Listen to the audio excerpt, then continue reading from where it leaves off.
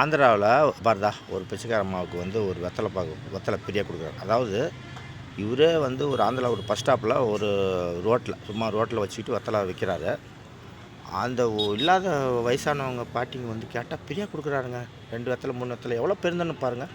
கொடுப்பதற்கு ஃபஸ்ட்டு மனம் வேணும். ஃபஸ்ட்டு அவர் வந்து எல்லாமே எடுத்து கொடுக்க தேவையில்லை. அதில் கொஞ்சோண்டு எடுத்து 1 2 எடுத்து கொடுக்குறாரு. அதாவது வெத்தலைப்பாக்கு வந்து வெத்தலை பயங்கரமான சத்து இருக்குது. இந்த கொரோனா சமயத்தில் வந்து நான்லாம் இதை கட் பண்ணி கொதிக்க வச்சு கஷாயம் குடிச்சிக்கிறேன். பயங்கரமாக எதிர்ப்பு சக்தி அதிகம் இதுக்கு. பிரியாணி எங்கேயோ வெளியில் சாப்பிட்டா பீடா சாப்பிட்றோம், அது வேறு. ஆனால் வெத்தலைப்பாக்கு போடணும். நான் வாரம் ஞாயிற்றுக்கிழமை நான்வெஜ் எடுத்தால் வெத்தலைப்பாக்கு கண்டிப்பாக வாங்கிட்டு வந்து வச்சு வீட்டில் எல்லாருமே சாப்பிடுவோம். அது ஒரு டேஸ்ட்டு சுவை அருமையாக இருக்கும். உடம்புக்கு ரொம்ப நல்லது. எங்கள் சித்தப்பா ஒருத்தர் வந்து 85 வயசு வரைக்கும் வாழ்ந்தாங்க. வயலை போட்டால் கேன்சர் வருதுன்றாங்க. ஆனால் வெத்தலைப்பாக்கு போட்டால் இப்போது கேன்சர் வருமா இல்லைன்னு இது வரைக்கும் நான் கேள்விப்பட்டதில்லை. அந்த எசன்ஸ் கிராமத்தெல்லாம் பார்த்திங்கன்னா, இங்கே ஆந்திராவில் கிராமத்தெல்லாம் இந்த பஸ் ஸ்டாண்டு இந்த பழைய இந்த ப்ரைவேட் பஸ் ஓட்டலாம் போனால் அப்படியே பசுக்குன்னு துப்புவாங்க. வெள்ளை சட்டெலாம் போட்டால் சவப்பு சட்டை ஆகிடும். அவ்வளோ வாயில் அடக்கி வச்சுக்கிட்டு இருப்பாங்க.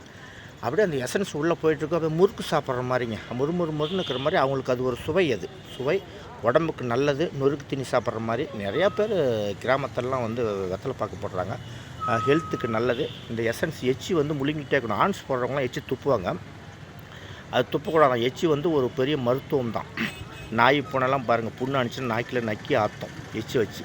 அது மாதிரி வெத்தலையினுடைய எசன்ஸ் வந்து உள்ள எச்சியோடு கலந்து போனால் வந்து நோயெலாம் வரதில்லை, உடம்புக்கு நல்லதுன்றாங்க. நிறையா பேர் சாப்பிட்றாங்க. சுண்ணா போடுறாரு பாருங்க. அந்த மாதிரி வெத்தலை வந்து அப்பப்போ வந்து சேர்த்திக்கிங்க. இப்போ ஒரு ரீசெண்டாக ஒரு யூடியூப்பில் ஒன்று பார்த்தேன்.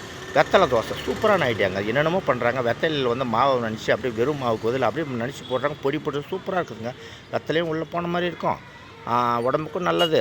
டிஃப்ரெண்ட்டான தோசை நான் எங்கேயுமே இது மாதிரி பார்த்ததே இல்லை. அதனால் வந்து வெத்தலை வந்து எங்கேயோ முடிஞ்ச வரைக்கும் வாரத்தில் ஒரு நாளைக்காவது நான்வெஜ் சாப்பிட்றதுக்காது வெத்தலைப்பாக்கு சுண்ணாம்பு இதில் 2ல் எது போட்டாலும் சவக்காது.